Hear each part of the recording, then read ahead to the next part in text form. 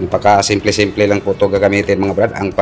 Ang mahirap lang dito ay ang pag-connect lang dito sa ito.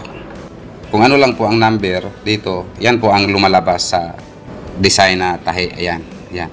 So pipindot lang tayo dito ng number 19. Ayan. Ganun lang po kasimple yan. Na 9. Medyo madilim po.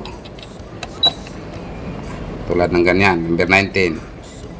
Medyo merong 19 pero hindi po masyadong makikita. Ayan. So what's up mga brad, bukod sa aking magiging box maker ay hindi lang po sa box maker po ako marunong. Marunong din po akong magtahi pero kunti lang po. Tulad lang ng mga repair. Ito ipapakita ko sa inyo yung aking gagawin ngayon. So yun po ang ating i-repair ngayon mga brad. Ayan. Ito po ang i-repair natin. Marunong din ako pero kunti lang. Tulad lang ng mga pag-repair, yan, napakadami po. Mga 12 po to na piraso. 12.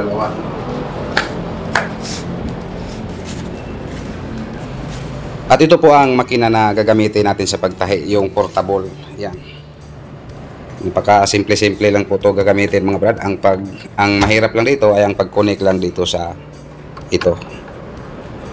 Yan.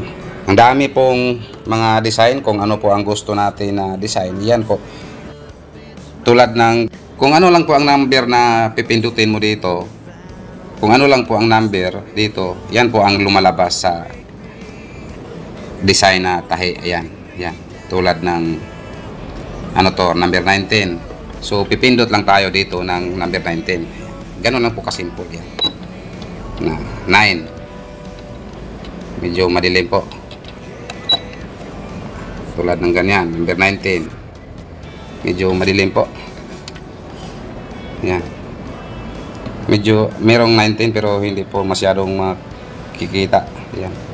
Tapos ito, yun po ang pag-adjust sa kung kaano po kalayuan ang mga distansya sa tahi. Yan.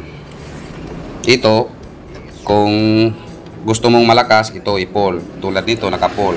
Pero kung gusto mong hindi po masyado malakas, yung natural lang, so okay lang po dito sa gitna. Yan. Yan. So ngayon mag-sample po ako. Ang isa-sample po natin ay itong straight lang. Tulad dito 0, 0. So dito isit po natin sa 0. Yan, 0. Hindi makikita. Ayan, kita na, 0. So yun po ang straight na tahi. Pero mag-zigzag po, yung mga zigzagger, ayan, yan po ang mga design sa zigzagger. Yan, yung mga design sa zigzagger, yan po ang zigzag. Napakadami po tong design, up to 50. Yan, 50. So ngayon mag-testing po tayo sa ito lang pong straight. Nang dahil po ay malabo na pong ating paningin ng kunti, so magamit po tayo ng eyeglass. Hindi lang po sa magiging box maker po ako marunong. Marunong din po ako mag-repair ng yung mga damit. Pero yun lang po ang mga simple.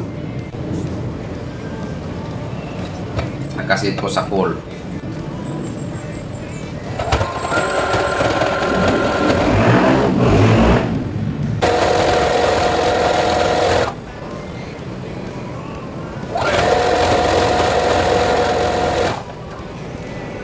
Ang nakakaganda po nitong makina na to mga brad ay mayroon pa ditong number. Hindi na po natin kailangan ng magsukat-sukat pa ng meter tip. Meron na po siyang mga number dito. Ayan. So ngayon tatapusin ko muna. Tsaka pa natin sample nitong mga zigzag design.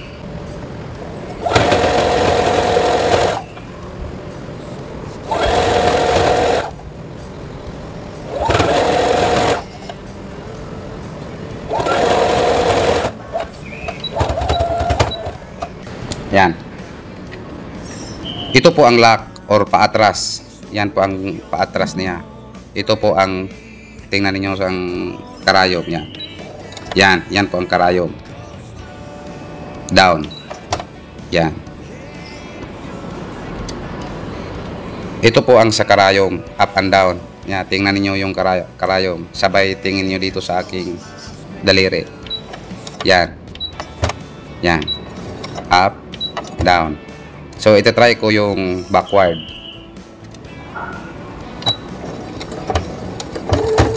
O, umatras. Bibitawan ko. Yan, abante. So, ganun lang po kasimple ang makina na ginagamit natin mga brad. Yan. Yan, pastel. At dito sa dulo ay ilalak po natin. Gamit po itong buto na to. Yan, tingnan natin. Ilalak ko. Yan, pindutin. Sabay niyo tingnan yung aking daliri. Yan. Yan, umatras. Bitawan ko. Yan. Umabante. Yan, ganun lang po kasimple. Yan po, straight. So ngayon, mag-try po tayo sa zigzag. So ngayon, itatry po natin tong number 26 zigzag. Yan po. Papakita ko po sa inyo. Ito lang po ang gagamitin natin as sample para makikita po ang ipik.